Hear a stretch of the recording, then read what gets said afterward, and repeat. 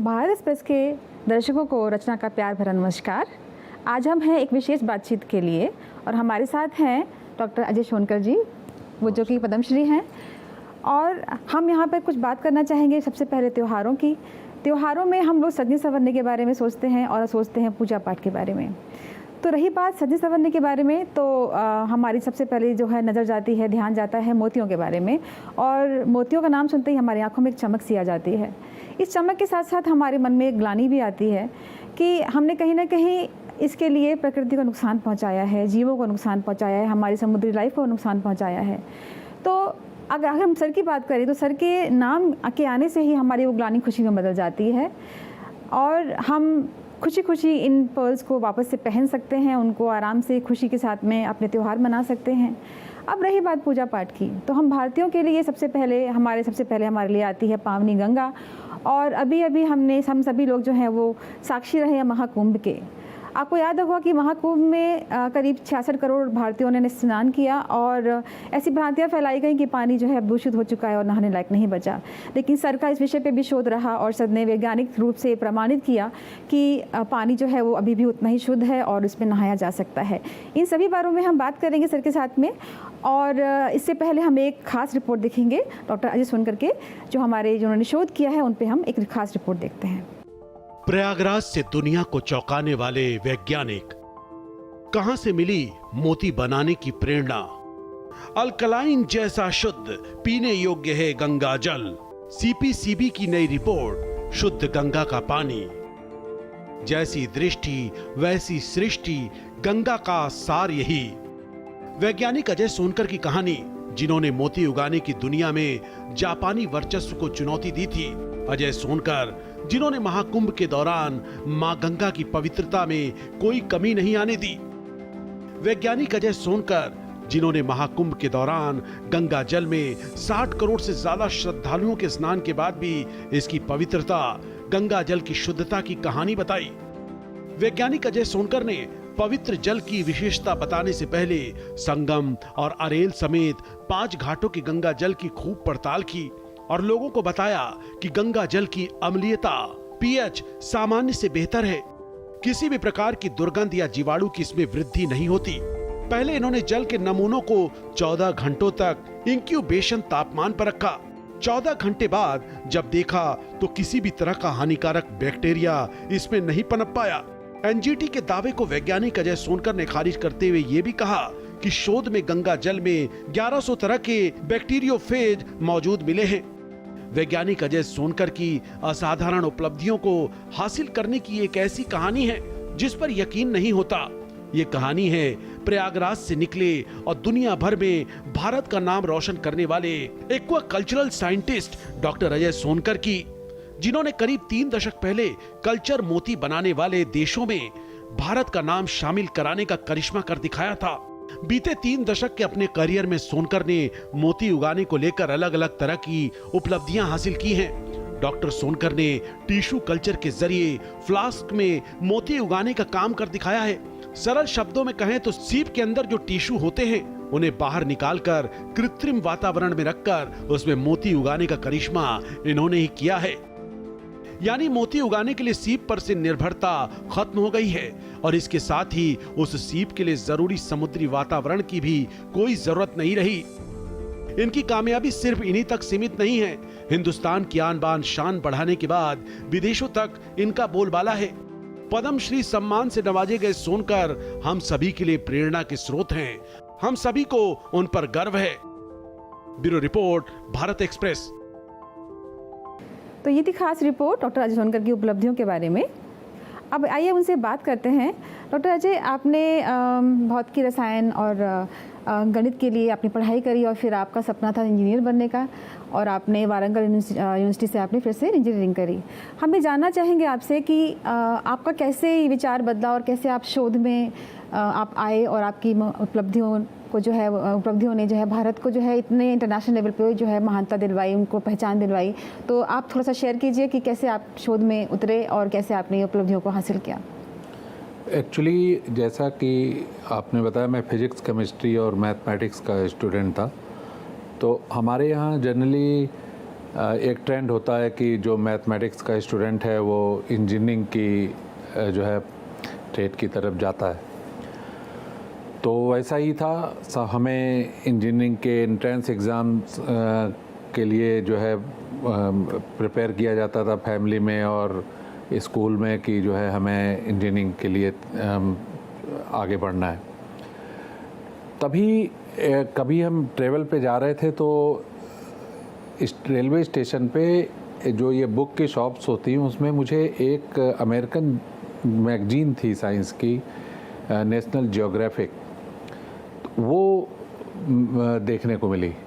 तो उसमें एक आर्टिकल था जापानीज़ पल कल्चर के बारे में कि जापान में पल कल्चर किस तरीके से जो है फ्लरिश हुआ और किस तरह से उसको मोनोपोलाइज किया। तो उसको देखते हुए मुझे बहुत मैंने उस किताब को ख़रीद लिया और मुझे बहुत उससे फैसिनेशन हुआ उस फील्ड में, क्योंकि पूरी दुनिया में जापान का एकाधिकार था। अमेरिका जैसी कंट्री से वो रॉ मटेरियल लेकर के न्यूक्लियस प्रोड्यूस करता था पल बनाने के लिए, और अमेरिका को भी उसकी शर्तों को मानना पड़ता था और उसकी मोनोपोली को फॉलो करना पड़ता था। तो मुझे लगता था कि टेक्नोलॉजी के बल पे कोई कैसे इतना पूरी दुनिया को कंट्रोल कर सकता है किसी टेक्नोलॉजी के माध्यम से। तो मुझे बहुत इसमें इंटरेस्ट हुआ, मुझे बहुत चैलेंजिंग फील्ड लगी। तो मैं इलाहाबाद में रहता था, तो वहाँ पर तो कोई समुद्र नहीं है, तो मुझे ये भी नहीं मालूम था, मैथ का स्टूडेंट था, कि जो है जो जापान का कल्चर है वो मैरीन कल्चर है और मैं इलाहाबाद में रहता हूँ, यहाँ समुद्र नहीं है। तो हमारे यहाँ एक फार्म हाउस हुआ करता था, तो वहाँ पर एक पॉन्ड था जो कभी हम पिकनिक मनाने के लिए फैमिली के जाते थे और कोई एक्टिविटी खास नहीं थी, लेकिन एक पॉन्ड था। तो उसमें natural stock of fresh water muscles, जो मीठे पानी की सीपियाँ होती हैं, वो मौजूद थी जी। तो जब मैंने जा कर के उसको देखता था तो मैं रिलेट करता था कि उसका इंटीरियर जब मोती की तरह चमकता हुआ देखता था, मुझे लगता था कि अगर मेरे पास टेक्नोलॉजी होती तो इसके अंदर मोती बन जाता जी। और ये चीज़ मुझे बहुत एक्साइट करती थी जी। तो मैं अपने आप को रोक नहीं पाता था कि ये सोचने से, इग्नोर नहीं कर पाता था। मुझे लगता था कि अगर मेरे पास टेक्नोलॉजी हो तो इसमें मोती बन जाए जी। बिल्कुल। तो ये मुझे कोई सिखा दे या कोई बताए कि कैसे। तो मैंने उस समय बहुत जगह विज़िट किया। तो सबसे पहले तो आप सरप्राइज़ होंगी कि मुझे ये नहीं मालूम था कि इस सीप को बोलते क्या हैं जी। तो मैं इलाहाबाद यूनिवर्सिटी गया, मुझे जब पता चला कि जूलॉजी डिपार्टमेंट में इस सप्लाई किए जाते हैं ये प्रिजर्व करके जी। तो पढ़ाया जाता है, तो मैंने सोचा उनके प्रोफेसर से पूछूंगा। तो जब मैं 1-2 दिन तो गया, शर्म के मारे पूछा ही नहीं कि वो क्या सोचेंगे, पॉकेट में रखा हुआ था। फिर मैं उन्होंने नोटिस कर लिया कि जब मैं क्लास लेके निकलता हूँ तो ये लड़का खड़ा रहता है। तो उन्होंने कहा, hello young man, what are you doing, क्या हो रहा है यहाँ पर। तो मैंने उनसे कहा, सर एक सवाल पूछना था। कहा हाँ, तब पॉकेट से निकाला। मैंने कहा, सर ये क्या है। तो कहा, ये तो फ्रेश वाटर मसल है। तो मैंने पहली बार सुना। तो मसल, मैंने कहा सर मैं लिख लेता हूँ। तो मसल की स्पेलिंग है MUSCL लिखी। तो कहा no no no no, MUSSEL ji. It was my knowledge when I initiated my activity. तो फिर मैंने उनसे पूछा कि सर ये बताइए ये खुलता कैसे है, कि खुलता कैसे है। तो कहा कि खोलना क्यों चाहते हो इसको। अब मुझे ये कहते हुए शर्म आ रही कि मैं इसमें मोती बनाना चाहता हूँ। तो मैंने कहा कि सर यूं ही। तो उन्होंने कहा, ऐसा है, पानी का कोई बर्तन लेकर के उसमें रख के आप इसको बॉयल कर दो तो ये खुल जाएगा। हमने कहा ये तो मर जाएगा फिर खोलने का। मैं कहा लगता है इनको भी नहीं मालूम। तो अब इससे ज़्यादा जानकारी होती, ये पता चल गया इसका नाम क्या है, मसल बोलते हैं इसको। फिर मैं आया, बहुत सी जगह गया, state fisheries, central fisheries department में, जहाँ भी जा सकता था। तो जब वो डरते डरते उनको बताता था कि सर मैं पल कल्चर करना चाहता हूँ कि सीप में मोती, तो वो कहते थे ये समुद्र में होता है, कहाँ हो, हम यहाँ फिश कल्चर तो कर नहीं पा रहे हैं। और वो समझाते थे, सोचते थे अपना फ्यूचर बर्बाद मत करो और जा कर के पढ़ाई लिखाई करो और ये सब चक्कर मत पड़ो। और ये फिर माहौल, मैंने फिर अपने फार्म हाउस में एक कमरे को लैब बना डाला और वहाँ मैं एक्सपेरिमेंट करने लगा, जैसे उसको रख देता था, देखता रहता था, थोड़ी देर में सीप जो था ऑयस्टर मुंह खोलता था, मतलब वाल्व खुलता था उसका, देखता था, फिर वो बंद कर लेता था। तो कोई पैग लगा दिया, फिर देखा कि अंदर क्या है। इस तरह से रिसर्च शुरू हुई। फिर मुझे धीरे धीरे बहुत सारी इधर उधर पढ़ के इधर उधर से जानकारी मिली कि इसके बॉडी में कोई एक ऐसा अंग है जो मोती के जो एलिमेंट्स हैं, जो पर्ली कंपोनेंट्स हैं, वो सेक्रीट करता है। जी अगर वहाँ कोई फॉरेन बॉडी इंट्रोड्यूस हो जाए जी तो ऑल पॉसिबल प्लेसेस मैंने एक कैल्सीफरस न्यूक्लियस बनाया अपना खुद का जी और वहाँ इंट्रोड्यूस करना शुरू किया सर्जरी करके। जी। उसके लिए आप सरप्राइज होंगी, बहुत सारी सर्जरी की किताबें पढ़ी, फार्माकोलॉजी पढ़ी, जी छुप छुप के घर में लोग बहुत वरीड थे क्योंकि वो मुझे इंजीनियरिंग करने के लिए भेजना चाहते थे। और अगर मैं डेलिबरेटली इंजीनियरिंग की इच्छा रख करके शायद मैं एंट्रेंस एग्ज़ाम में बैठता तो शायद मेरा सिलेक्शन ना होता। जी लेकिन जो है मेरा सिलेक्शन भी हो गया तो घर वाले बहुत खुश हुए। वो समय ऐसा था कि अगर किसी का इंजीनियरिंग में जी। सिलेक्शन हो जाए तो खुशियाँ मनाने लगते थे, तो मुझे भेजने की तैयारी होने लगी। तो मैंने कहा मैं वहाँ REC चला जाता हूँ, वारंगल। मैं इंजीनियरिंग करना नहीं चाहता था क्योंकि मुझे ऐसा लगता था कि मैं और कुछ कर ही नहीं सकता, मुझे इतना पैशनेशन था। जी तो फिर घर वाले चाहते थे कम से कम ग्रेजुएट हो जाओ, नहीं इंजीनियरिंग करना है तो कम से कम IAS की तैयारी करना, एक नई चीज़ सामने रख दी गई, ये टारगेट है। तो मैंने कहा ठीक है। तो फिर मैंने वारंगल से ग्रेजुएशन किया, आई लेफ्ट इंजीनियरिंग। जी और फिर जब मैं बीच बीच में मरीन बहुत सारी चीज़ों में जितना भी गैदरिंग कर सकता था, इंफॉर्मेशन जो है गैदर करके जो है बहुत से इंस्टीट्यूशंस में गया, जो भी फिशरीज़ के इंस्टीट्यूशंस हुआ करते सब जगह जाता, इंफॉर्मेशन कलेक्ट करने की कोशिश करता। तो एक डॉक्टर थॉमस थे वाशिंगटन यूनिवर्सिटी के, head of the molluscan department. तो उनका एक रिसर्च पेपर मिला, पर्टिकुलर स्पीसीज ऑफ लेमिडेंस मार्जिनलिस, ये जो फ्रेश वाटर मसल्स की जो है प्रजाति थी उसके बारे में। तो उससे मुझे उसकी मॉर्फोलॉजी पता चली। जी तो मैंने तय किया कि मैं इसके ऑल पॉसिबल जो है बॉडी के ऑर्गन्स में फॉरेन बॉडी इंट्रोड्यूस करूँगा स्टरलाइज करके। जी तो इस तरह से शुरू हुआ। एक दिन मतलब घर में पापा बात नहीं करते थे, वो डिस्करेज करते थे कि जो है ये जाए पढ़ाई लिखाई करे। उनके हिसाब से था कि मैं अपने फ्यूचर को बर्बाद कर रहा हूँ। कोई सपने में सोच भी नहीं सकता था कि जो है कोई इस तरह। अब वैसे भी हमारे यहाँ आप देखेंगे, कोई बच्चे पूछिए, बच्चा बल्कि बने इंजीनियर बनेगा, डॉक्टर बनेगा, पुलिस वाला बनेगा, ये बने, कोई ये नहीं कहता कि मेरा बेटा बड़ा होगा साइंटिस्ट बनेगा। साइंटिस्ट कोई सोचता ही नहीं कि कोई साइंटिस्ट भी हो सकता है। तो वो जो है बहुत दुखी रहते थे और मुझे बहुत काबिल समझते थे, सोचते थे कि अपनी ज़िंदगी बर्बाद कर रहे हैं। तो एक दिन मुझे बड़ा प्यार से समझाया उन्होंने, कहा एक बात बताओ, तुम्हारी क्वालिफ़िकेशन क्या है? साइंटिस्ट कम से कम जो है PhD होता है, तुम्हारी उम्र ही क्या है? तुम अपने आप को साइंटिस्ट कैसे कह सकते हो? तो मैंने कहा साइंस का काम कर रहा हूँ इसलिए साइंटिस्ट। तो कहा ये लैब है तुम्हारी? तो हमने कहा हाँ, जहाँ एक साइंटिस्ट बैठेगा वो लैब होगी। तो क्या तुम पागल हो गए हो? तुम सोचो कि तुम अपनी ज़िंदगी बर्बाद कर रहे हो। तुम अब कहीं किसी पोजीशन पे पहुंच जाओ, उसके बाद तुम्हें जो करना हो करो। और बहुत दुखी थे। तो उनको देखा मैंने जब, तो मुझे लगा कि मैं कुछ इनको तकलीफ़ बहुत दे रहा हूँ। तो जब हम सीप कलेक्ट करते थे, जो बाइवॉल्व कलेक्ट करते थे पॉन्ड से, तो उसमें कुछ बीमार होते थे। तो उसके लिए कहा जाता था कि वो अगर वाल्व को स्लो बंद कर रहा है तो बीमार है, उसको दूसरों से अलग कर दीजिए क्योंकि दूसरे भी बीमार हो जाएंगे। तो उसको आप बाहर डिस्कार्ड कर दिए क्योंकि वो बचेगा नहीं, वो मर जाएगा कुछ दिनों में। तो मुझको अच्छा नहीं लगता था, तो मैं उसको पानी में ही एक टैंक में रख देता था कि अपने से जब मरे, मतलब ऐसे पानी के बाहर ना कर रखें उसको। तो मैं वहाँ एक कलेक्शन हो गया था, तो मैं वहीं पर आकर के बैठ गया, पापा की बात सोचने लगा। तो कि पापा सही कह रहे हैं क्या कि मैं अब जीवन में कुछ नहीं कर पाऊँगा, मैं गलत रास्ते पे जा रहा हूँ। तो उसी समय ऐसे सोचते सोचते एक सीप को ऐसे उठाया, तो हाथ में ऐसे लिया, तो उस वाल्व खुला हुआ था लेकिन उसकी बॉडी थी उसमें, फ्रेशली डेड हुआ था वो। तो उसमें एक कुछ चमकती हुई सी चीज़ दिखाई दी मुझे। तो मैंने ध्यान से देखा, तो फिर अंदर से फोर्सेप ले आया, उसको मैंने उठाया तो देखा एक नेचुरल पल था वो, और उसके नीचे एक छोटा सा और नेचुरल पल था।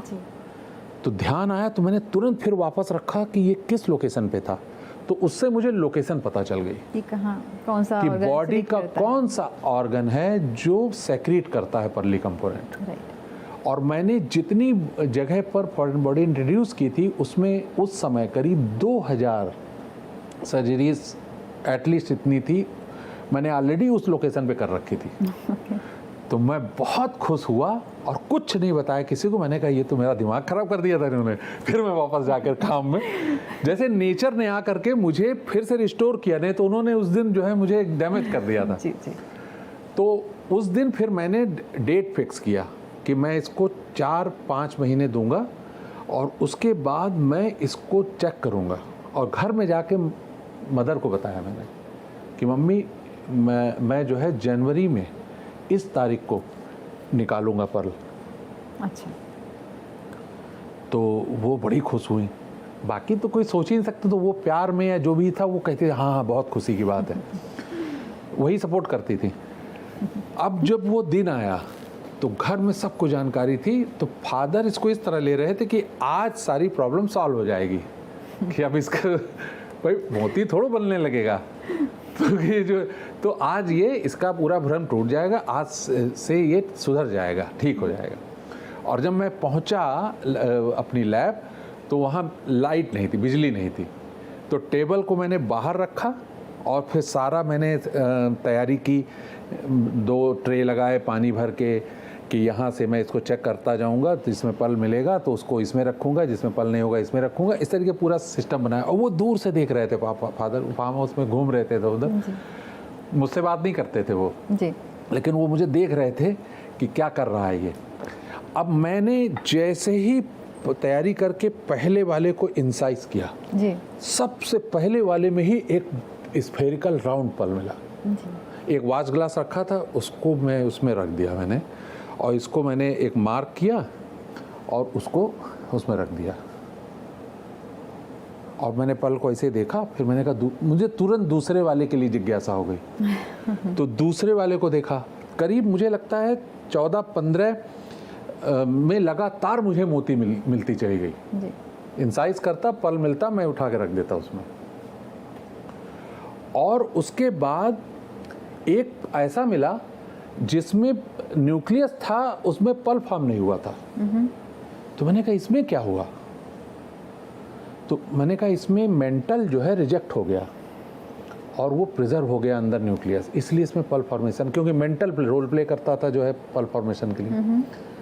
तो मैंने उसको लिखा और वो वहाँ बैठ करके मुझे देख रहे, मुझे इतने के अलावा कोई कुछ दिखाई ही नहीं दे रहा है कि अगर मैं देखूं तो मेरा आँख फोकस ही नहीं कर पाया कोई और चीज़ में, इतना ज़्यादा कंसंट्रेट करके बैठा हूँ। जी। और वो वहाँ पे बैठ के ये सोच रहे हैं कि कुछ हुआ नहीं, फालतू में एक्टिंग कर रहा है ये। जी। जी। जो भी सोच रहे हो। जी। जी। उसके बाद एक ऐसा मिला जिसमें टेढ़ा मेढ़ा सा मोती था और न्यूक्लियस नहीं था। मैंने कहा ये टेढ़ा मेढ़ा कैसे हो गया, न्यूक्लियस तो हमारा राउंड था। तो उन्होंने उसमें ये पता चला कि इसमें क्या हुआ, न्यूक्लियस रिजेक्ट हो गया और मेंटल रह गया अंदर। तो मेंटल का जो इपिथेलियल सेल था वो डिकम्पोज होकर फॉरेन बॉडी बन गया टेढ़ा मेढ़ा। जी। उसके ऊपर पल फॉर्मेशन हो गया। तो वो मैंने लिखा कि एक ये केस भी है। ये मेरे लिए बहुत बड़ी लर्निंग की थी, मतलब कितनी बड़ी चीज़ें खुलती जा रही थी मेरे सामने, और मैं नोट कर रहा था। तभी वो आकर के मेरे कंधे पे हाथ रखा और मैं एकदम घबरा गया, मुझे करंट सा लग गया कि क्या हुआ। तो कहने लगे इसमें परेशान होने की, घबराने की बात नहीं है। तो मुझे सर क्या हुआ, क्या हो गया? तो कहा कि मोती बन जाता है क्या, ऐसे मोती बन जाता है क्या? तो मैंने कहा मोती तो बन गया। तो क्या फिर तुम इतने उदास क्यों हो? मैंने कहा उदास मैं कहाँ हूँ, वो बहुत इंपॉर्टेंट चीज़ मैं नोट कर रहा हूँ।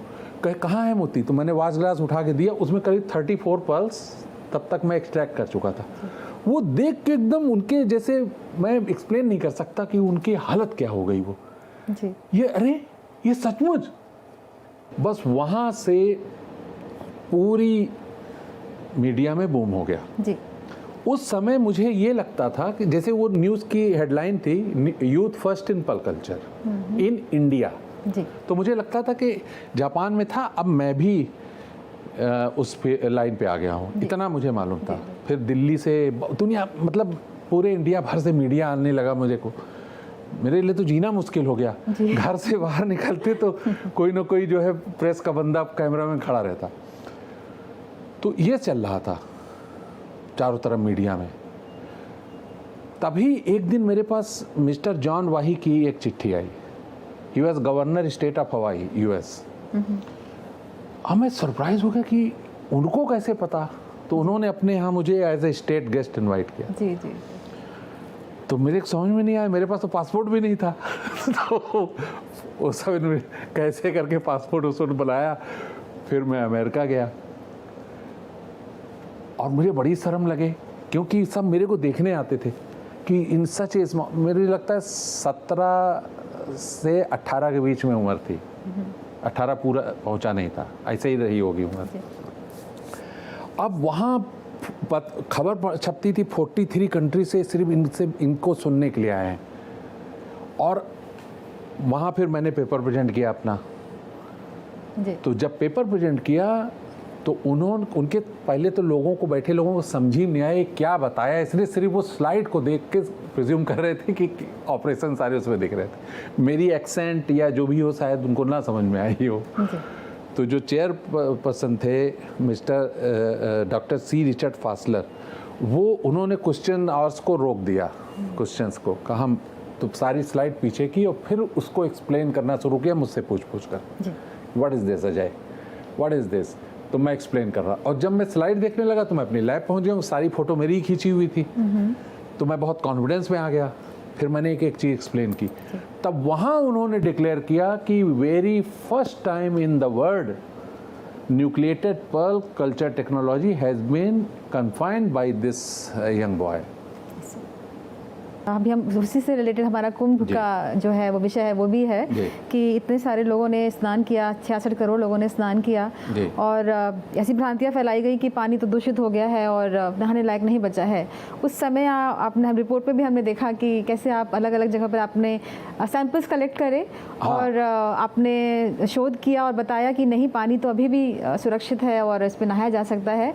तो आपने जो है वो बैक्टीरियोफेजेस पे भी रिसर्च की है, जो आप कहते हैं कि गंगा के पानी में पाया जाता है। तो उसके बारे में आप कुछ थोड़ा सा आप बताइए कि कैसे बैक्टीरियोफेजेस जो हैं वो गंगा के पानी को सुरक्षित रखते हैं, पवित्र रखते हैं, और किन किन नदियों में बैक्टीरियोफेजेस मिलते हैं। थोड़ा सा इस बारे में भी अपना प्रकाश डालिए। एक्चुअली जब वर्ल्ड साइंस कम्युनिटी जो है ये बात जानती है कि मेरा जो होम टाउन है वो इलाहाबाद, जो अब प्रयागराज है, वो है, और यहाँ कुंभ फेयर होता है जो वर्ल्ड का सबसे बड़ी ह्यूमन गैदरिंग होती है। तो वो अक्सर मुझसे कहते थे कि एक तरफ तो in your country you talk about to going to Mars, दूसरी तरफ इतने ढेर सारे लोग, मिलियंस ऑफ पीपल जो है एक छोटी सी जगह पर पानी में एक साथ डिप कर जाते हैं, तो कितना बड़ा संक्रमण हो, कितनी बड़ी महामारी फैलने का खतरा है। तो ये कैसे, क्योंकि उनके लिए Ganga is the one of the most polluted river in the world जी। तो वो बहुत वरीड थे कि इंसान उसमें जाके सीधा नहा रहा है, उसको महामारी फैल जाएगी, इस तरीके से लाखों लोग मारे जाएंगे। तो मैं भी वैसे ही सोचता था कि तो सही कह रहे हैं कि जो है प्रॉब्लम हो सकती है इसका, तो लेकिन होती क्यों नहीं, कुंभ तो होता है, तो इसको पता लगाते हैं। तो जब आपने जैसे बात शुरू करते हुए इंट्रोड्यूस किया कि मैंने एक टिश्यू कल्चर, जब कोरोना आया तब मैंने इलाहाबाद में एक जो है सेल बायोलॉजी की टिश्यू कल्चर की एक लैब इस्टेब्लिश की थी। तो मेरे पास सारी फैसिलिटीज़ थी कि मैं हर तरह के एनालिसिस कर सकता था पानी से संबंधित। तो मैंने यूरोपियंस को कहा कि इस बार मैं रिसर्च करूँगा और जो है मैं पता लगाऊंगा। तो आप ही के चैनल पे जब कुंभ शुरू भी नहीं हुआ था, उस समय एक कनक्लेव हुआ था इलाहाबाद में, मैंने पार्टिसिपेट, उस समय मैंने इंट्रोडक्शन दिया था कि मैं इस पे रिसर्च कर रहा हूँ, बैक्टीरियोफेज के बारे में बताया था। तो मैं बैक्टीरियोफेज पे फोकस कर रहा था कि बैक्टीरियोफेज के कारण जो है गंगा में ये अब सेल्फ क्लीनिंग एबिलिटी है जो कि अपने आप को स्वयं शुद्ध कर लेती सर है। ये बैक्टीरियोफेज होते क्या हैं एक्चुअली, ये हाँ, आप मैं दर्शकों को बताता हूँ बताइए आपको। कि क्या होते हैं। हाँ, मैं भी बताता हूँ। तो एक्चुअली जब मैंने रिसर्च करना शुरू किया, पानी के ऐसे 5 स्पॉट्स को मैंने आइडेंटिफाई किए जहाँ पर बहुत बड़ी तादाद में लोग नहाने आने वाले थे। जी। तो उसकी सैंपलिंग मैंने पहले से की। 3 कंट्रोल बनाया मैंने, गंगा कंट्रोल, यमुना कंट्रोल और कॉन्फ्लुएंस कंट्रोल जो संगम है। जी। उसकी हाइड्रोलिक एनालिसिस करके उसके सारे पैरामीटर्स को फिक्स किया कि इस पानी में ये पैरामीटर है, इसका पैरामीटर ये है, इसका पैरामीटर ये है।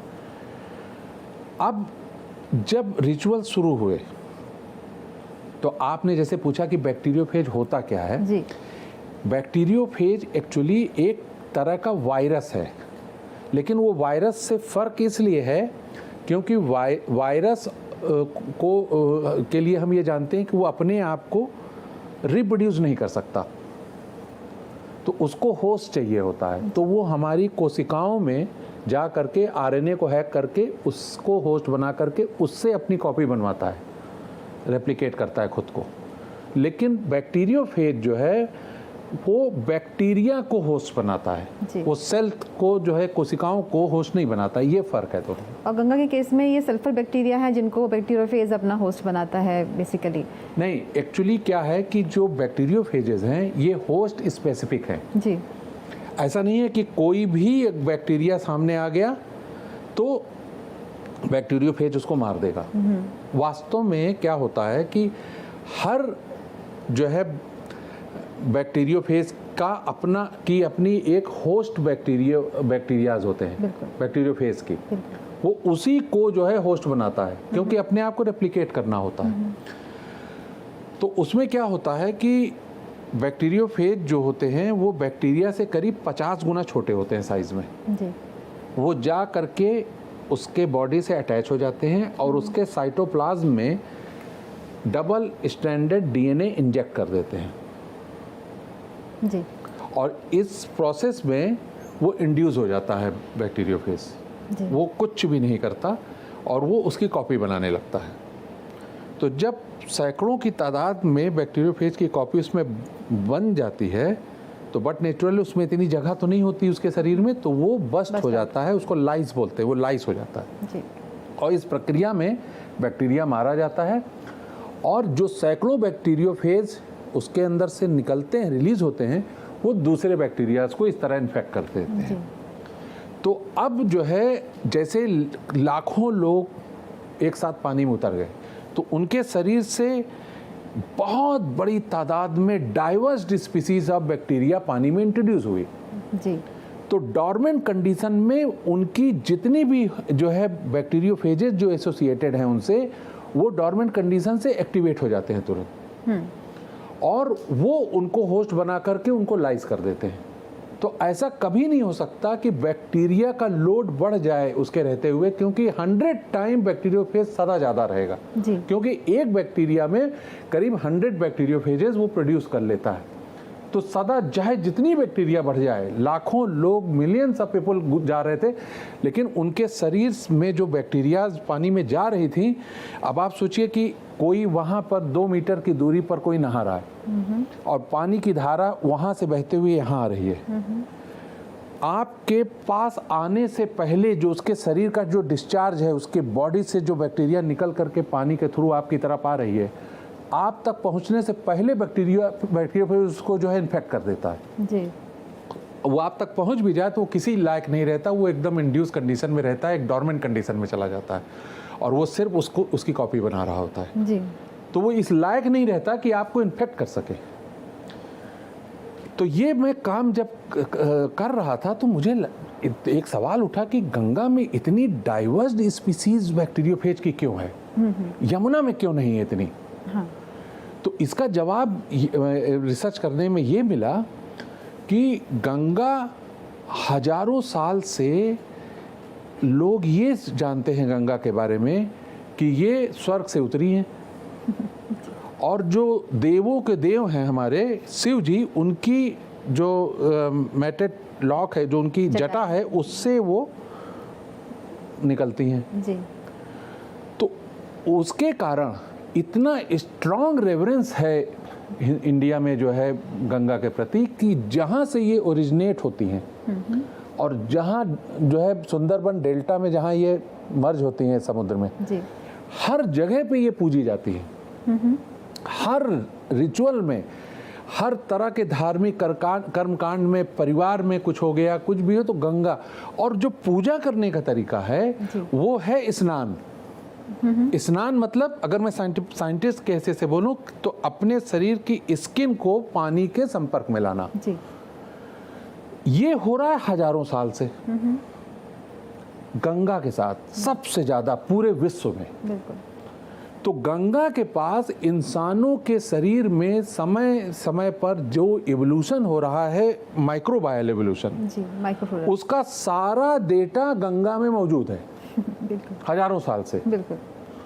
गंगा को पता है कि इंसान के शरीर में कितने प्रकार के बैक्टीरिया पाए जाते हैं। जो कोस्टल एरिया से मेरे यहाँ आते हैं नहाने, उनके पास कौन से बैक्टीरिया पाए जाते हैं, तो उसके बैक्टीरियोफेजेस उसने बना रखे हैं। हिमालय से आते हैं जो उनकी डाइवर्स बैक्टीरिया होती है, उनकी अपने एक सिग्नेचर बैक्टीरिया होती हैं, उसके बैक्टीरियोफेजेस जो है उसी हिसाब से म्यूटेशन हो चुका है, वो भी इवॉल्व हो चुके हैं उसी तरीके से।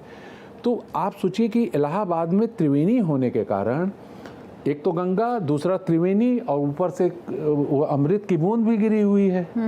ये जो ट्रस्ट है उसकी वजह से पूरे इंडिया से लोग वहाँ आते हैं उस संगम स्नान करने। तो पूरे इंडिया से आने का मतलब ये हुआ कि अलग अलग जलवायु से लोग आ रहे हैं।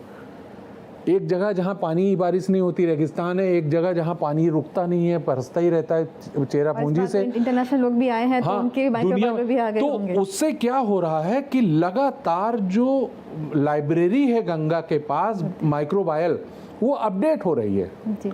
कोई नया बैक्टीरिया आया, गंगा को पता चल गया कि ये आया। और आपके शहर का जो सीवेज आ रहा है उससे भी आपके शरीर के अंश उसमें पहुंच रहे हैं। बिल्कुल। आपके बैक्टीरिया पहुंच रहे हैं। हमारे अस्पतालों में जो सीवेज सिस्टम है वो अलग तो है नहीं, बिल्कुल, वो भी पहुंच रहा है। तो अस्पताल में जो लोग हैं वो ड्रग ले रहे हैं, क्या मतलब दवाइयाँ ले रहे हैं, वो जो है एंटीबायोटिक्स ले रहे हैं, तो उनके शरीर में एंटीबायोटिक रेजिस्टेंट बैक्टीरियाज भी हैं। वो भी गंगा में जब मुझे मिली तो मैंने कहा अब इसको क्या होगा, क्योंकि इसको तो एंटीबायोटिक भी नहीं मार सकता, ये एंटीबायोटिक रेजिस्टेंट बैक्टीरियाज हैं जैसे सूडोमोनास एरिगनोसा, बिल्कुल, वो मिला मुझे। तो हमने देखा एक बैक्टीरियोफेज था जिसका नाम है फेस पेरिडे, वो गंगा में मिला वहाँ। अब सवाल ये उठता है कि गंगा में वो क्या कर रहा था, क्योंकि जैसे ही वहाँ पर एंटीबायोटिक रेजिस्टेंट बैक्टीरिया पहुँचा तो गंगा ने उसका काउंटर फोर्स बना दिया। जी। जो हमारी शरीर में एंटीबायोटिक रेजिस्टेंट बैक्टीरिया पनपा, लेकिन हमारी शरीर उसका काउंटर फोर्स नहीं बना पाई, उसका काउंटर फोर्स बनाया गंगा ने। बिल्कुल। गंगा को क्या पड़ी है, गंगा को थोड़ा कोई वायरल इन्फेक्शन होता है या कोई बैक्टीरियल इन्फेक्शन होता है, तो गंगा ने क्यों बनाया। तो इससे एक नई रिसर्च सामने आई कि वास्तव में जो ह्यूमन कांटेक्ट है गंगा के साथ, तो हमारे इम्यून सिस्टम का एक्सटेंशन है गंगा। बिल्कुल। जो भी हमारे शरीर में है वो गंगा में उसका अंश मौजूद है, उसका सारा डेटा मौजूद है, और ये हजारों साल से है। जी। अब वेस्टर्न वर्ल्ड जो डरता है कि इतने लाखों लोग उसमें घुस गए, सबको प्लेग फैल जाएगा, बीमारियां फैल जाएंगी, महामारी फैल जाएगी, वो इसलिए डरते हैं क्योंकि उनके यहाँ ये हो सकता है। क्योंकि आज अगर उनकी नदियों में लाखों लोगों को उतार दिया जाए एक साथ, तो उनके नदियों में हजारों साल से ये इवोल्यूशन नहीं हुआ है, क्योंकि उनकी नदियाँ ह्यूमन बॉडी के कॉन्टेक्ट्स में नहीं हैं। तो उनके जो वहाँ पर इस तरह का माइक्रोबायल इंटेलिजेंस नहीं है, इतनी वैरायटी बैक्टीरियोफेजेस की नहीं है, तो एक इंसान को दूसरे इंसान से इन्फेक्शन हो जाएगा। तो मुझे और डीप में गया मैं रिसर्च में, तो मुझे पता चला कि एक समय में दुनिया में जितनी भी नदियां हैं, चाहे अमेजन हो, नाइल हो इजिप्ट की, या हडसन हो, जितनी भी नदियां हैं, चाहे येलो रिवर हो इसकी चाइना की, ये सब गंगा की तरह ही पूजी जाती थी। एक समय में सब पूजी जाती थी, सब गॉड और गॉडेस थे। जी। लेकिन क्या हुआ कि जब वेस्टर्न वर्ल्ड स्विच किया उसने डेवलपमेंट की तरफ या मॉडर्नाइजेशन की तरफ या इंडस्ट्रियलाइजेशन की तरफ, अर्बनाइजेशन की तरफ, तो उसने पानी के अंदर केमिकल कंपाउंड का कंटामिनेशन डाल दिया। वो जान रहा था कि इस पानी में अब केमिकल कंपाउंड्स हैं, इंडस्ट्रियल पोल्यूशन है इसमें, एयर में इंडस्ट्रियल पोल्यूशन है, सॉइल में पेस्टिसाइड है। तो उसने क्या किया कि एक हाइपर सैनिटाइज्ड लाइफस्टाइल को अपना लिया और वो पूरी तरह से डर गया पानी से, हवा से और मिट्टी से। अपने घर में आरओ लगा लिया पानी के लिए, एयर फिल्टर लगा लिया एयर के लिए, हाथ में मिट्टी लग जाए तो तुरंत सैनिटाइज करें, हाथ धुले साबुन से। सर कोविड-19 में भी देखा गया था। हाँ। मैं अपने गांव गई थी कोविड के टाइम पे, वहाँ पे कोई मास्क नहीं पहन रहा था, किसी को बीमारी नहीं हो रही जी थी। जी। तो सुनिए, तो जब ये इस तरह का hyper sanitised lifestyle western world ने अपना लिया, क्योंकि वो जान रहा था कि वहाँ खतरा है, क्योंकि वो खतरा डाला ही उसी ने था, इसीलिए वो नदियों से कट गया। तो उनकी नदियाँ जो एक समय में पूजनीय थी वो वाटर रिसोर्स बन के रह गई। तो इस चर्चा से एक दो बातें मेरे दिमाग में आ रही हैं। एक तो ये कि नेचर में ये ऐसी प्रकृति है, नेचर के पास एक ऐसी नेचर है कि वो खुद को हील करती रहती है, और अगर हम नेचर के संपर्क में जितना ज़्यादा रहेंगे उतना हम खुद को बचा सकते हैं आने वाली बीमारियों से या और सब चीज़ों से। एक दूसरी बात और मेरे दिमाग में आती है कि जो हमारा इंडिया का जो कल्चर है, जो हमारा सनातन कल्चर है, इसमें ऐसी प्रथाएं हैं, मैं अपने विद्यार्थियों को भी क्लास में बताती हूँ कि ये प्रथाएं सिर्फ रिलीजियस नहीं हैं, कि सारी प्रथाएं जो हैं वो साइंटिफिक हैं।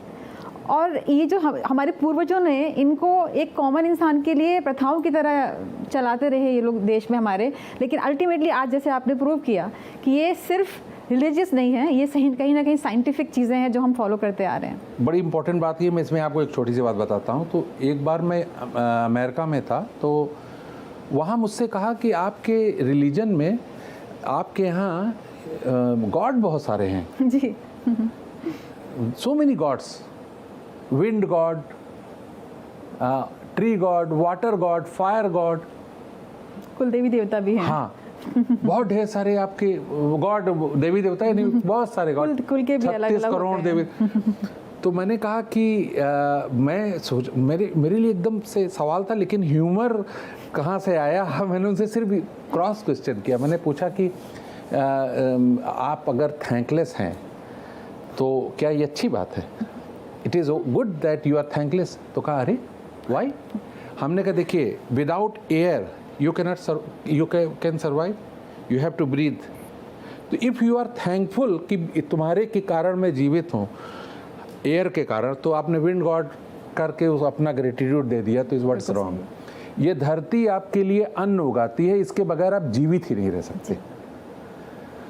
तो धरती माँ हमने मान लिया उसको, क्यों हम थैंकफुल हो गए। 70% हमारे शरीर में पानी है, हर समय पानी है, हमको हर समय पानी के बगैर हम जीवित ही नहीं रह सकते। जिस चीज़ के बगैर आप जीवित ही नहीं रह सकते, अगर आप उसके लिए थैंकफुल हो, तो इसमें जो है आपकी प्रॉब्लम क्या है? आपको थैंकफुल होना बुरी बात है क्या? गॉड मान लिया हमने, क्योंकि हम आपकी वजह से जीवित हैं। इसी तरीके से जो हमारे यहाँ हर चीज़ को गॉड माना गया है, एक चींटी भी किसी गॉड की से एसोसिएटेड है, एक रैट भी एसोसिएटेड है, एक टर्टल भी, एक एलिफेंट भी, सारे जानवर, पहाड़, पेड़ पौधे, सब बिल्कुल इस तरह से हमारे एंसेंटर्स ने हमें प्रकृति की इज्जत करना, प्रकृति से साथ जुड़े रहना, उसके श्रद्धा से जोड़ करके उन्होंने हमारे अंदर माइक्रोबायल रेजिलियंस पैदा किया, ताकि हम प्रकृति से जुड़े रहें। श्रद्धा के कारण ही हम प्रकृति से जुड़े हुए हैं। लोग डरते वरते नहीं है जो है गंगा में उतरने से। आप अगर फिजिकली देखेंगे तो आपको बहुत सारी डेब्रिस, कूड़ा करकट दिखाई देगा, लेकिन वो आपकी निगाह से जब मैं देख रहा था तब मुझे वो पोल्यूशन नज़र आ रहा था। लेकिन जब मैं पानी में उतरा तो मुझको एक माइक्रोबायल संतुलन दिखाई दिया उसमें। आप क्या समझते हैं कि उसमें कोई सीवर चला गया तो पानी पलूट हो गया? आपके धरती पे जितने जीव विचरण करते हैं संख्या में, उससे ज़्यादा नदी के अंदर, गंगा के अंदर जन्म लेते हैं, जीते हैं और मरते हैं, तो उनकी बॉडी भी तो उसी में डिकम्पोज हो जाती है। बिल्कुल। मरते हैं तो कहाँ जाते हैं वो सारे जीव? और छोटे से लेके बड़े जीव तक अनगिनत, जिस जगह पर जिस जल में किसी वोम की तरह, एक गर्भ की तरह जन्म लेता हो एक शिशु, न जाने कितनी प्रजातियों की, वो पोल्यूटेड हो सकता है, वहाँ जन्म ही नहीं ले सकता फिर वो, जो लार्वल स्टेज से इतने बड़े रूप को धारण करता है उसी नदी में। तो ये कैसे? अब जैसे मछलियाँ होती हैं, अब उदाहरणों में तो फीमेल मछली ऊपर ऐसे तैरती है, मेल जो है नीचे तैरता है, ऐसे तैरते हैं गंगा नदी में। अब मेल जो है अपने स्पर्म जो है रिलीज़ कर देता है पानी में, और वो अपने एग्स रिलीज़ कर देती है पानी में। पानी में ही निषेचन होता है। अब वो पोल्यूटेड है सेंट्रल पोल्यूशन कंट्रोल बोर्ड के अनुसार। तो बताइए कि वो काम वहाँ हो सकता है पानी में, खुले में, जो किसी भी जीव या इंसान के गर्भाशय में होता है। पूरी दुनिया में सबसे पवित्र जगह अगर कोई धरती पर है तो वो गर्भाशय है, जहाँ पर एक एम्ब्रियो पूरा शरीर बनता है, आंखें बनती हैं, उसकी शरीर बनता है, हाथ पैर बनता है, उसके दिमाग बनता है, उसकी हड्डियाँ बनती हैं, जहाँ पर सृजन होता है, वो पोल्यूटेड जगह हो सकती है, उसको गर्भाशय बोलते हैं। और वही काम तो उस गंगा नदी में हो रहा है जी। वो ना सिर्फ वो जीव जन्म लेते हैं, बल्कि हमारे एंसेंटर्स इस बात के महत्व को समझ रहे थे, इसीलिए उन्होंने गंगा माँ कहा। अब वैज्ञानिक होने के नाते मैं साबित करूं कि माँ क्यों कहते हैं। माँ इसलिए कहते हैं क्योंकि हमने अपने शरीर में अपने कुकर्मों के कारण जो रोग पैदा किए, उसका काउंटर फोर्स उस माँ के शरीर में पैदा हुआ, तो हमने, इसलिए हम उसको माँ कहते हैं। ना कहें माँ, माँ ही तो करती है, वो आपकी गलती नहीं देखती, चोट में मरहम लगा देती है। तो जब आपने एंटीबायोटिक रेजिस्टेंट बैक्टीरिया पैदा किया अपने शरीर में अपने कुकर्मों के कारण, तो उसने आपके ऊपर जो है आपको ऐसे ही छोड़ नहीं दिया, उसने उसका काउंटर फोर्स बना दिया ताकि आप जीवित रह सकें। तो इसका मतलब ये हुआ कि जो भी हमारे पास इस समय मल्टी ड्रग रेजिस्टेंट जो बैक्टीरिया पैदा हो रहे हैं, हम उनके लिए बैक्टीरियोफेजेस को ढूंढने के लिए गंगा जी में जा सकते हैं। यस, यही पेपर मैंने जो है वहाँ प्रेजेंट किया है। तो यूनाइटेड नेशंस के लोग बहुत उत्साहित थे, उन्होंने मुझसे, मेरे साथ कोलैबोरेट करने के लिए भी जो है वो एक प्रपोजल दिया कि ये हम हर सेक्टर पे यूज़ कर सकते हैं, क्योंकि इस समय ये बहुत ही भयानक रूप ले चुका है। अब हमने उनसे कहा, हम कहा we are the scientist working with the aquaculture. Aquaculture का मतलब क्या हुआ कि आप धरती के एक वाइटल पोर्शन को टच कर रहे हो जो है पानी। तो आप उसमें कुछ भी नहीं डाल सकते कि आप एंटीबायोटिक डाल दिया, आपने ड्रग डाल दिया, आप उसमें केमिकल डाल दिया, पूरी धरती नष्ट हो जाएगी। तो जब प्रकृति ने हमें उसका काउंटर फोर्स, उसका वॉरियर, उसका डिफेंस खुद दे रखा है, तो उसके साथ हमको काम करना चाहिए। कितने साल हुए एंटीबायोटिक आए? करोड़ों साल से जब आप जंगल में रहते थे, ना वहाँ पर फार्मास्यूटिकल कंपनी थी, ना दवा की दुकान थी, ना वहाँ लेबर रूम था, ना ही कोई जो है अस्पताल था। अगर ये बीमारियाँ जो आज फैली हुई हैं रियल होती तो इंस्टिंक्ट ना हो गए होते हम। ये बीमारियां हमारी लाइफस्टाइल के कारण आई हैं, जब हम प्रकृति से डिस्कनेक्ट हो गए। बिल्कुल। तो हमारे देश में योग दिया, योग यानी union. Union with what? Union with nature. You remain united with the nature, this is the yoga. और जब when you are united you are resilient, when you are disunited you are vulnerable. तो इस चर्चा को फिर हम अब यहाँ समाप्त करना चाहेंगे, और हम लोगों ने इतना ज्ञान आपसे लिया थोड़े से समय में। मुझे पूरा विश्वास है कि दर्शकों को भी बहुत सारी नई चीज़ें पता चली होंगी। और आपने बैक्टीरियोफेज के बारे में बताया, जिसके बारे में मेरे ख्याल से हमारे यहाँ भारत में 80% लोग ही शायद नहीं पता होगा उन लोगों को इस बारे में कि बैक्टीरियोफेज नाम की कोई चीज़ भी होती है, और वही गंगा को जो है वो साफ़ रखती है, पवित्र रखती है।